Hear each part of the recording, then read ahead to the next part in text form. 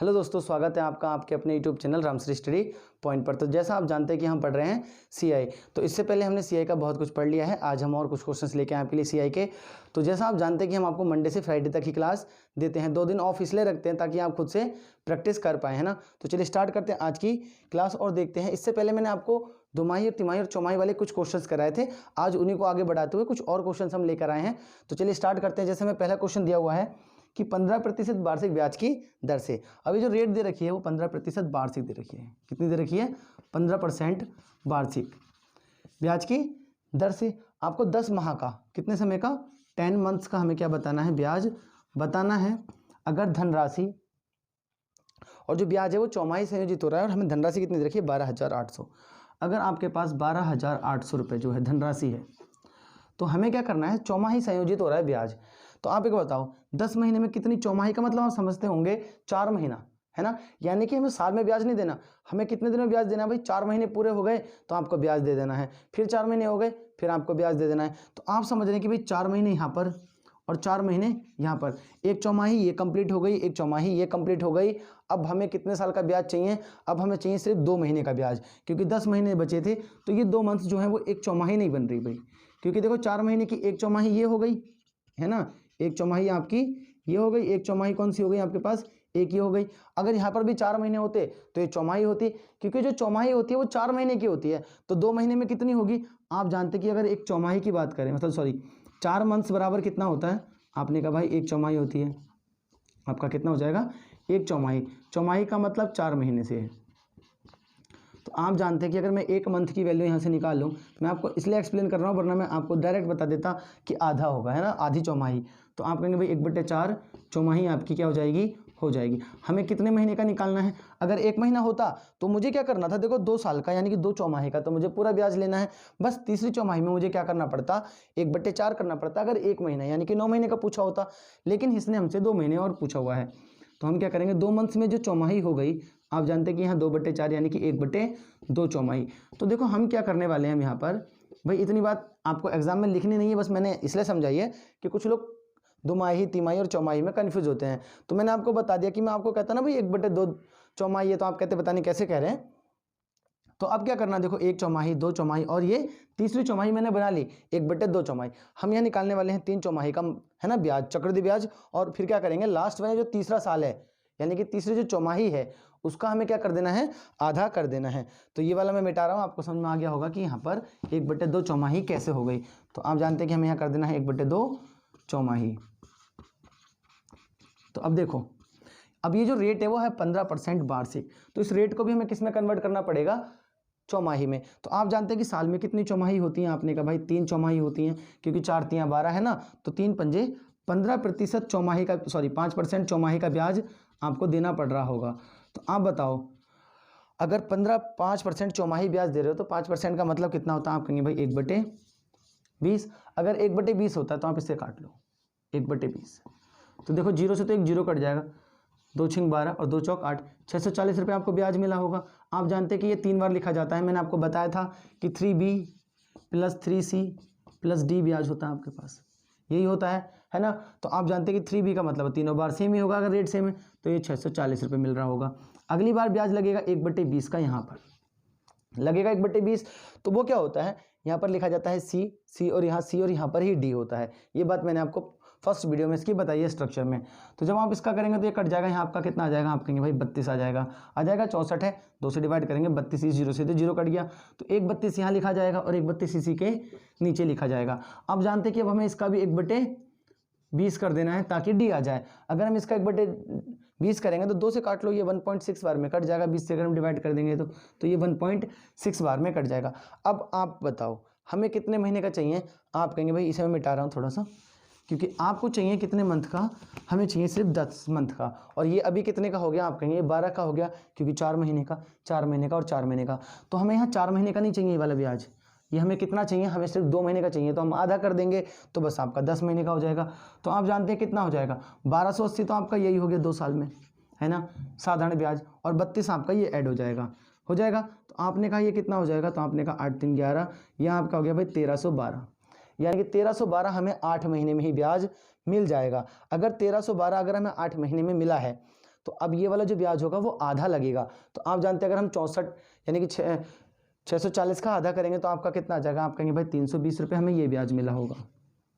और आप जानते हैं इसका मैंने आधा कर दिया 320 है ना, आधा ही हमें ये मिलेगा 16, आधा ही हमें ये मिलेगा और आधा ही हमें 0.8 ये मिलेगा। तो 16 दूनी 32 हमें ब्याज वो मिलेगा, तो आपने भाई 32 भी जोड़ लिया और 0.8 और मिलेगा। तो आप इसे ऑप्शन से भी कर सकते हैं कि जिसके लास्ट में 0.8 आ रहा होगा वही आपका क्या हो जाएगा, आंसर हो जाएगा। तो हम इसे जोड़कर भी लिख सकते हैं 0.8, ये हो जाएगा आपका 4, 3 2 5 और 1 6 हो जाएगा आपका 6, तो आपका आ जाएगा 1664.8। ये कितने साल का ब्याज हो जाएगा, आप कहेंगे भाई ये सिर्फ हो जाएगा 10 महीने का। अब ये बात आप समझ गए होंगे मैंने इसका आधा क्यों किया है। तो आई होप आपको क्लियर हो गया होगा, मैंने आपको अच्छे से समझाने की पूरी कोशिश की हुई है कि हम उसका आधा क्यों कर रहे हैं। तो चलिए नेक्स्ट क्वेश्चन लेते हैं।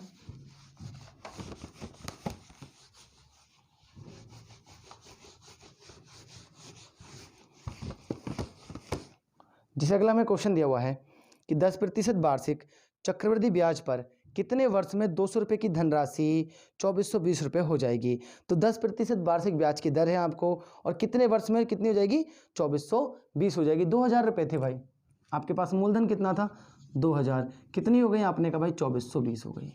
तो आप बताओ कितना ब्याज लगा, आप कहेंगे भाई 420। पहला मेथड बता रहा हूँ मैं आपको अभी, फर्स्ट मेथड हम इसे क्वेश्चन को करने के लिए ये कर सकते हैं कि अगर 10% वार्षिक है ना, और ब्याज भी वार्षिक आपका जा रहा है, तो हमसे बोला कितने वर्ष बाद 2420 रुपये हो जाएगी। तो आप जानते हैं इतना ब्याज लगा है, तो हम क्या करेंगे, आपको पता है कि 10% अगर रेट दे रखी है तो मैं कह देता हूँ भाई 1/10। आप क्या करो, यहाँ से ब्याज निकालना शुरू करो। जब आपका ब्याज कितना आ जाए 420 आ जाए, तो आप क्या कर लेंगे भाई, हमारा कंडीशन रोक लेंगे कि भाई कितने साल के लिए हो रहा है। तो आपने कहा भाई 1/10, तो आप जानते हैं कि 200 रुपये ब्याज मिल जाएगा, है ना। अगले साल जब 1/10 आप इसका करेंगे तो 200 आपको मिलेगा यहाँ, है ना, 200 आपको मिल गया। जब आप इसका 1/10 करेंगे तो आप जानते हैं हमें कितना मिल जाएगा, 20। देखो कितना ब्याज आ रहा है, आपने कहा भाई यार ये तो 420 आ गया, जो इनका आ रहा था वही हमारा 420 आ गया। इसका मतलब कंडीशन सेटिस्फाई कितने साल के लिए कर रही है, आप कहेंगे भाई ये कर रही है 2 साल के लिए। कितने साल के लिए कर रही है, 2 साल के लिए। अगर कंडीशन सेटिस्फाई कर रही है और 2 साल के लिए है तो कितने आसानी से हम इस क्वेश्चन को सॉल्व कर पा रहे हैं ना। तो आई होप आपको क्लियर हो गया होगा। अब देखो दूसरा हम सवाल ऐसे कर सकते हैं, इसमें आपको पता है कि ये है मिश्र धन, ये क्या आपका मिश्र धन है। अगर ये मिश्र धन है तो आपको बताना है कि भाई कितने साल बाद हो जाएगा। तो हम इसमें एक और बात कर सकते हैं, वो है ये कि भाई 10% की दर से, है ना, 10% की दर से ब्याज लगा होगा तो हम इसमें लगा सकते हैं A% और B% भी। अब देखो सेकंड मेथड ये है, जैसे मैंने आपको बताया था कि ब्याज में A% plus B% plus AB% भी आपका क्या हो जाता है, लग जाता है। अगर आपने AB% निकाला तो आप यहाँ से भी क्या निकाल लेंगे, टोटल ब्याज निकालेंगे। और 2000 पर उतना ब्याज निकाल कर देख लो भाई 420, है ना, दूसरा मेथड ये हो गया। तो आप जानते हैं कि इसको अगर हम सॉल्व करेंगे तो ये आता है 21%। ये कितना आता है 21%। आपका ब्याज है कितना 420, तो आप देख लो भाई कि 2000 का 21% कितना हो रहा है। तो आपने कहा भाई अगर हम इसका 21% निकालें तो आप इसका 21% कितना निकाल पाएंगे। तो आपने कहा देखो 420 आ रहा है भाई साहब। अगर यहाँ 420 आ रहा है आपका, तो आपने देखा यहाँ भी कंडीशन सेटिस्फाई हो रही है। आप ऐसे कर लो सवाल को। तो आई होप आपको दोनों मेथड पसंद आ गए होंगे।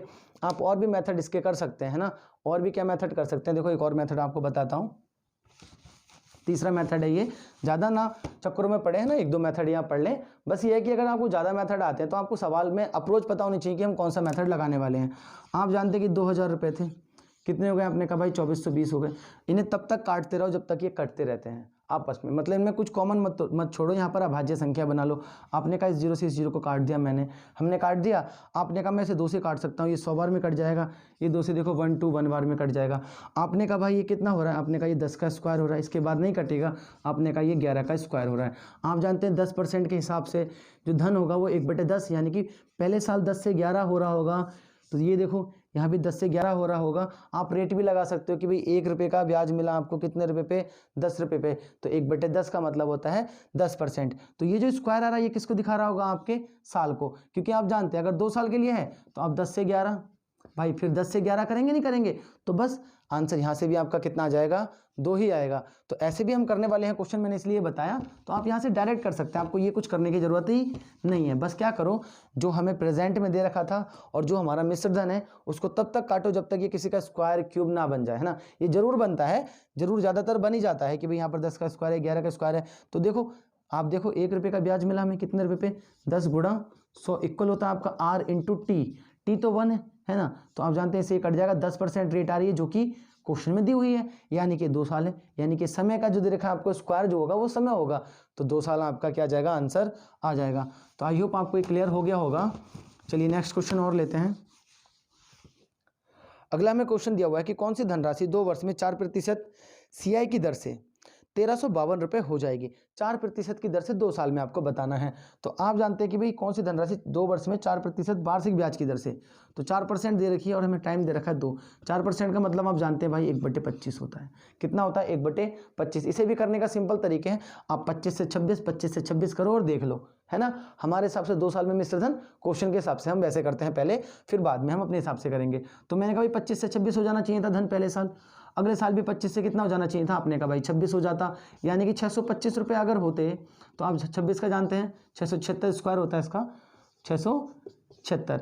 अगर आपको स्क्वायर निकालने नहीं आते तो आप मुझे कमेंट सेक्शन में स्क्वायर और क्यूब बता दें, मैं ट्रिक बता दूंगा आपको कि कैसे निकालने हैं। और ज़्यादातर आप याद रख लें, कम से कम आपको 20 तक या 30 तक तो स्क्वायर याद होने चाहिए, और 20 तक कम से कम क्यूब याद करने की कोशिश कीजिए। रीजनिंग में भी आपके लिए बेनिफिटेबल होंगे और यहाँ पर भी। तो आपने कभी हमारे हिसाब से हो रहे हैं 676। अब देखो क्वेश्चन के हिसाब से क्या 676 है, नहीं, क्वेश्चन ने कितना बोला हुआ है आपको 1352। अगर ये 1352 है तो आप बताओ, आपको लग रहा होगा ये 2 गुना है, क्योंकि 6 दूनी 12 2 बार ही जाता है, तो आप इसका भी कितना कर देंगे, तो 6 दूनी 1250 रुपये आपका क्या आ जाएगा, मूलधन आ जाएगा। तो आप ऐसे भी कर सकते हैं इस क्वेश्चन को, आ जाएगा नहीं आ जाएगा आपका मूलधन, तो बस ये आपका मूलधन हो गया। अभी दूसरा तरीका जो मैं आपको बोल रहा था वो ऐसे है भाई, यहाँ पर भी हमारा यही आएगा 676। वो कैसे आता है, जब मैंने आपको बताया था कि हमें क्या ना पता हो, मूलधन ना पता हो, तो हम क्या कर सकते हैं भाई, 2 साल के लिए तो हम इसे 25 गुणा 25 मान सकते हैं, अपना मूलधन मान सकते हैं। अब आप अपने हिसाब से ब्याज निकालो, आपने कहा भाई 1/25, यानी कि भैया यहाँ 25 रुपये ब्याज मिल रहा है, तो यहाँ पर भी 25 मिलेगा। और आप जानते हैं अगर हम इसका 1/25 करेंगे तो आपको 1 रुपये ब्याज यहाँ मिलेगा। तो आप जानते हैं 25 दूनी 50, 51 रुपये आपका ब्याज लग गया। कितने रुपये ब्याज लगा आपका, आप कहेंगे भाई 51 रुपये ब्याज लगा, और 625 आपका ये क्या था, मूलधन था। तो मिश्रधन कितना हो गया, आप कहेंगे भाई मिश्रधन हो गया 676। आपको मिश्रधन 676 की वैल्यू दे रखी है कितनी, 1352। तो आपने कहा भाई ये तो 1352 है, यानी कि 2 गुनी है, तो बस जो मूलधन होगा ये भी कितना हो जाएगा आपका, 2 गुना हो जाएगा। तो यहाँ से भी 1250 ही आपका आंसर आएगा। ऐसे करो चाहे ऐसे करो, ये दोनों मेथड आपको आने चाहिए, है ना, समझ में आने चाहिए। मेथड बहुत सारे हैं और भी आप अप्लाई कर सकते हैं, जैसे मैंने आपको बताया कि मैंने अभी आपको 3 मेथड बताए, इसके लिए भी आप बहुत सारे मेथड लगा सकते हैं।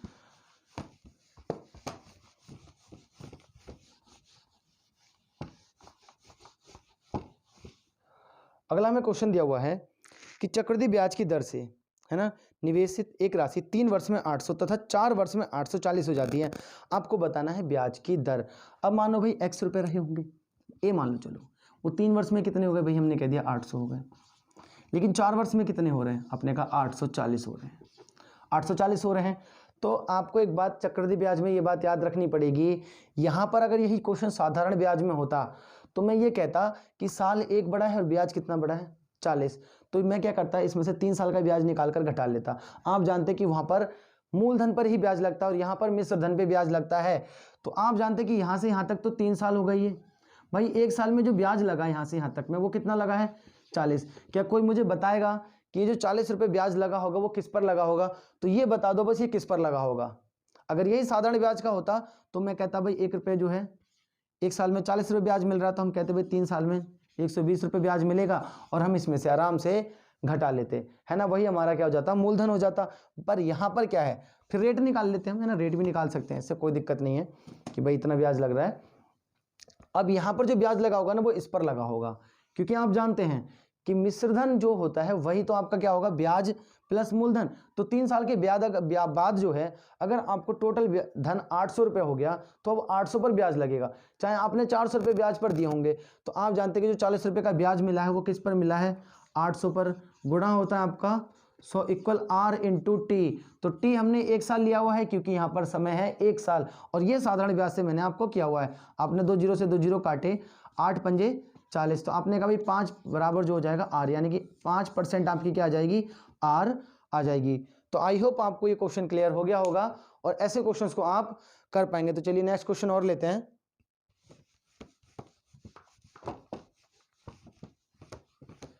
जैसे अगला क्वेश्चन हमें दिया हुआ है कि 2000 रुपये की धनराशि 2 वर्षों में 400 हो जाती है तथा 4 वर्षों में वह कितनी हो जाएगी। अगर 2 वर्षों में वो 400 हो रही है तो 4 वर्षों में कितनी हो जाएगी। तो हमें दिया हुआ है कि भाई 200 रुपये की जो धनराशि थी कितने वर्ष में, आपको बोला भाई 2 वर्ष में वो 400 हो जा रही है। तो आप जान रहे हैं कि भाई 2 वर्ष में वो 2 गुनी हो जा रही है ना। अगर ये 2 गुनी हो जा रही है तो ये भी 2 गुनी हो जाती है ना। तो हमसे बोला हुआ है तो 4 वर्षों में भी कितनी हो जाएगी। तो आप जानते हैं जो रेशियो इसका होगा वही रेशियो आगे वाले का होगा। तो आप जानते हैं ये अगर मैं इसको काटूं तो ये 1:2 की वैल्यू आ रही है। कितने की आ रही है, 1:2 की। तो आप ये बताओ अगर 2 साल में ये 1 से 2 हो रही है तो ये वाला जो धन था ये भी 1 से 2 हो जाना चाहिए था, 1 से 2 हो जाना चाहिए था। 1 की वैल्यू कितनी है आपके पास, आपने कहा भाई 400। अगर 1 रेशियो की वैल्यू 400 है तो 2 रेशियो की वैल्यू 800 हो जाएगी, यानी कि वो 800 हो जाएगी। सिंपल सी बात है ना, समझ में आई आपको बात। देखिए चक्रवृद्धि ब्याज में क्या होता है, अगर पहले साल का जो रेशियो होता है ना, टाइम सेम हो तो जो पहले साल का रेशियो है, जैसे यहां से यहां तक का जो 2 साल का रेशियो है वो 1/2 आ रहा है, तो अगले 2 साल का जो धन होगा मिश्र धन, और ये वाला भी मिश्र धन, उसका भी रेशियो कितना आएगा, 1/2 ही आएगा। अब आप ऐसे मत करो कि भाई 1 की वैल्यू क्यों ले ली, तो 2 की वैल्यू थी, आप इसे इक्वल करोगे तो तब भी वही बात आने वाली है। यहाँ पर कितना हो जाएगा, फिर आपका 4 हो जाएगा। तो हम क्या करते हैं, इस वाले से हमें कोई लेना देना नहीं, इसका जो रेशियो था वही इनका रेशियो होना चाहिए था। अब इसके लिए भी तो ये 1 रुपये की वैल्यू है, 1 रेशियो की वैल्यू है। आपने कहा भाई 2 की कितनी हो जाएगी, आपके लिए 800 हो जाएगी। तो ऐसे क्वेश्चंस आप और करके देखना, आपको बहुत मजा आएगा इन क्वेश्चंस को करने में। ओरली कर सकते हैं आप इन क्वेश्चंस को। तो चलिए और क्वेश्चन लेते हैं। जैसे अगला में क्वेश्चन दिया हुआ है कि एक धनराशि 5 वर्ष में 3 गुना हो जाती है। भाई 1 से 3 हो गई, वो कितनी हो गई, 1 से 3, कितने टाइम में, 5। तो देखो मैंने जैसे आपको बताया कि यहाँ से यहाँ जो है रेशियो 1 और 3 का, वही 1 और 3 का यहाँ पर होगा, वही 1 और 3 का आगे भी होगा, बस समय अंतराल सेम रहना चाहिए, 5 साल, है ना। तो आगे बोला हुआ है कि वह खुद का 27 गुना होने में कितना समय लेगी। तो आप एक बात बताओ, जब वो 1 से 3 हो रही है, आपको देखो अभी जो पिछला वाला क्वेश्चन था वो हमने कैसे किया था कि भाई 200 था, यहाँ 400 हो गया था। आपने देखा यहाँ कितना समय लगा था, आपने कहा था भाई 2 साल। तो देखो यहाँ से 2 की मल्टीप्लाई हो रही है, 2 गुना हो रहा है, खुद का 2 गुना, तो यहाँ पर भी वो कितना हो गया था, 2 गुना, यानी कि 800। हम डायरेक्ट भी कर पाते कि भाई 800 होने में वो 4 साल ले लेगी, नहीं ले लेगी, 4 साल में 800 हो गई थी। अब सेम यहाँ पर अगर वो 1 से 3 हो गई तो अगली साल इसका 3 गुना, है ना, 1 से 3 गुना यहाँ हो रही है तो अगले साल 3 गुना 9, तो यानी कि 5 साल यहाँ लगेंगे। अभी 5 साल यहाँ भी लगेंगे ना, ऐसे 3 गुना होने में 27। अब बताओ टोटल 5 5 5 कितना समय लग गया, आप कहेंगे भाई 15 साल का समय लग गया। अब देखो मैं एक और आसान सा तरीका बताता हूँ। अगर वो 1 से 3 होने में 5 समय ले रही है, कितना समय ले रही है, 5 साल का, तो 1 से 27 का मतलब आप समझते हैं, ये 1 का क्यूब लिखो और इसे 3 का क्यूब लिखो। आप जानते हैं कि ये जो 3 होता है ये भी समय ही होता है, तो 5 तियाँ आप डायरेक्ट कर सकते हैं, 5 तियाँ 15 वर्ष का वो समय ले लेगी। तो आप ऐसे कर लो, चाहे ऐसे कर लो। ये मैंने इसलिए एक्सप्लेन किया कि आपको समझ में आए कि मैं ऐसा क्यों कर रहा हूँ, है ना। और यहाँ पर हम क्या कर सकते हैं, 1 से 3 हो रहा है, आप जानते हैं इसकी पावर 3 हो रही है, यानी कि मुझे इसे 3 बार रिपीट करना है ना। देखो 1 से 3, फिर 3 और फिर 3 की मल्टीप्लाई करनी है, तो बस 3 बार आपको ये बात प्रक्रिया दोहरानी है। तो बस 5 तियाँ आपका 15 क्या हो जाएगा, आंसर हो जाएगा। आई होप आपको ये बात क्लियर हो गई होगी। तो चलिए और एक क्वेश्चन लेते हैं और उसे भी समझते हैं।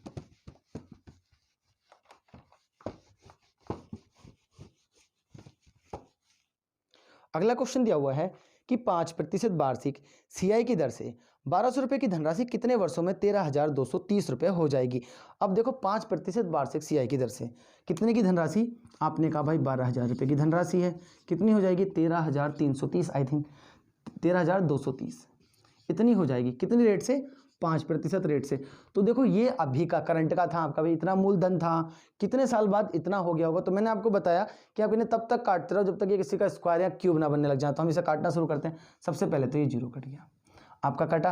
आपने कहा ये कितने से कट जाएगा, देखो 3, 2 और 1 3 और 1 3, ये 3 से पूरा कैंसिल आउट हो जाएगा। तो आपने काटा भाई 3 चौक 12, ये 400, 3 चौक 12, 3 चौक 12 और 3 एकम 3। आप जानते हैं ये है 20 का स्क्वायर, और ये कितने का है, आपने कहा भाई ये है 21 का स्क्वायर। मैंने कहा था आपको पता है कि ये कितने साल के लिए हो रहा है, 2 साल के लिए, तो 2 साल में हो जाएगा क्या। लेकिन एक बात ये भी तो है कि क्या कंडीशन भी सेटिस्फाई कर रही है। आप कहेंगे भाई कंडीशन कौन सी है, तो बस ये 5%। तो आपको रेट भी निकालनी है कि 5% है या नहीं है। तो आपने कहा 20 से 21 हो गया, 20 से कितना हो गया, 21 1 रुपये का ब्याज लग गया, कितने पर, 20 पर गुणा सो इक्वल होता है आपका आर इंटू टी, और टी हमने 1 साल लिया हुआ है क्योंकि 2 साल के लिए है तो हमने 1 साल के लिए लिया है। तो 20 पंजे 100, देख रहे हैं कि भाई आर हमारी भी वही आ रही है जो हमें क्वेश्चन में दी हुई थी। तो ये बात आप माइंड में भी सॉल्व कर सकते हैं। आपको बहुत बड़ी बात बता दी है मैंने कि 5% का मतलब कितना होता है 1/20, 20 से 21 हो रहा है। हमें यहाँ पर भी इस बात को सेटिस्फाई कर सकते थे कि 1/20 आ रहा है ना, तो आप भी देख रहे हैं कि 20 से धन कितना हो जा रहा है 21, और यही बात यहाँ पर आ रही है 20 से 21 की। तो आई होप आपको ये सारे क्वेश्चंस क्लियर हो गए होंगे और आपको ये वीडियो पसंद आई होगी। मैंने आपको बिल्कुल बेसिक से पढ़ाया है, एक एक हर चीज़ बता रहा हूँ मैं आपको। तो प्लीज़ अगर आप हमारे चैनल पर नए हैं तो लाइक शेयर और सब्सक्राइब जरूर कर दें ताकि आपको कोई भी क्लास मिस ना हो। जैसे मैंने आपको बोला है कि मैं आपको मैथ्स, ये जो आपकी अर्थमेटिक है, उसके बाद एडवांस और उसके बाद प्रैक्टिस क्वेश्चंस, बहुत कुछ आपके लिए कराऊंगा इस पूरे उस पर, जब तक आपका कोई एग्जाम क्रैक नहीं हो जाता। अभी जीडी की वैकेंसी आने वाली है तो आप उसकी भी प्रिपरेशन कर सकते हैं। ग्रुप डी आपका है 2 महीने बाद, आप उसकी प्रिपरेशन करते हैं। एनटीपीसी आपका चल ही रहा है। तो चलिए मिलते हैं आपसे नेक्स्ट वीडियो में।